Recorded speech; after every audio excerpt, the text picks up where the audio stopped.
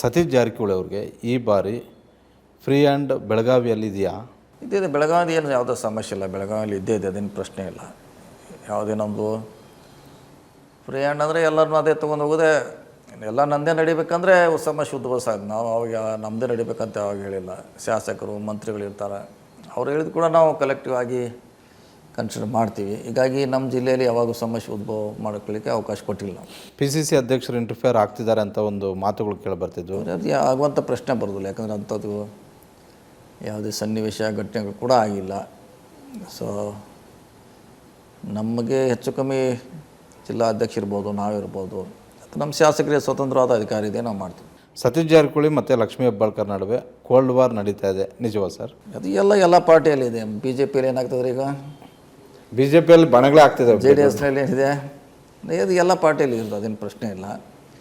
ಯಾಕಂದರೆ ಐಡಿಯಾಲಜಿ ಬೇರೆ ಇರ್ತೈತೆ, ಅವ್ರು ಮಾಡುವಂಥ ಡೆವಲಪ್ಮೆಂಟ್ ವರ್ಕ್ ಡಿಫ್ರೆಂಟ್ ಆಗಿರ್ತೈತೆ.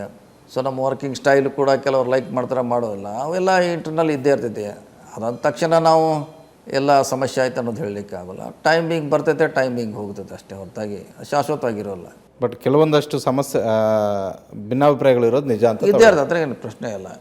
ಯಾಕೆ ಒಂದು ಸರಿ ಟ್ರಾನ್ಸ್ಫರ್ನಾಗ ಬರ್ಬೋದು, ಯಾವುದೋ ಒಂದು ಡೆವಲಪ್ಮೆಂಟ್ ವರ್ಕ್ನಾಗ ಬರ್ಬೋದು, ಅಥವಾ ನಾಮಿನೇಷನ್ ನಾವು ಇಂಥವ್ನು ಮಾಡ್ಬೇಕಂತಾಗ, ಇಲ್ಲ ನಾವು ಇಂಥವ್ನು ಮಾಡ್ಬೇಕಂತಾಗ ಅದು ಸಮಸ್ಯೆ ಉದ್ಭವ ಆಗೇ ಆಗ್ತೈತಿ.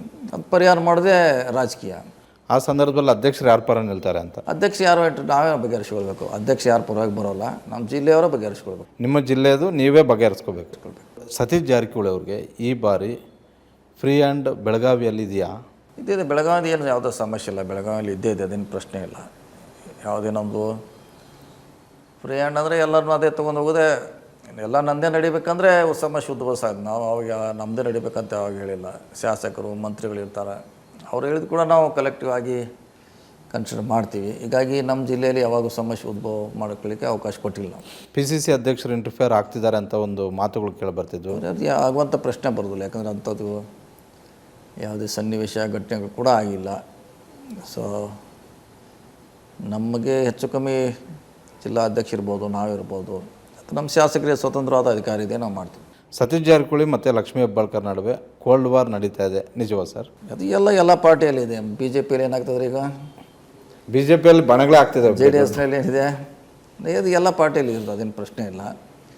ಯಾಕಂದರೆ ಐಡಿಯಾಲಜಿ ಬೇರೆ ಇರ್ತೈತೆ, ಅವ್ರು ಮಾಡುವಂಥ ಡೆವಲಪ್ಮೆಂಟ್ ವರ್ಕ್ ಡಿಫ್ರೆಂಟ್ ಆಗಿರ್ತೈತೆ.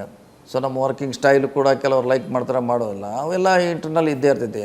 ಅದಂದ ತಕ್ಷಣ ನಾವು ಎಲ್ಲ ಸಮಸ್ಯೆ ಆಯ್ತು ಅನ್ನೋದು ಹೇಳಲಿಕ್ಕೆ ಆಗೋಲ್ಲ. ಟೈಮಿಂಗ್ ಬರ್ತೈತೆ, ಟೈಮಿಂಗ್ ಹೋಗ್ತೈತೆ ಅಷ್ಟೇ, ಹೊರತಾಗಿ ಶಾಶ್ವತವಾಗಿರೋಲ್ಲ.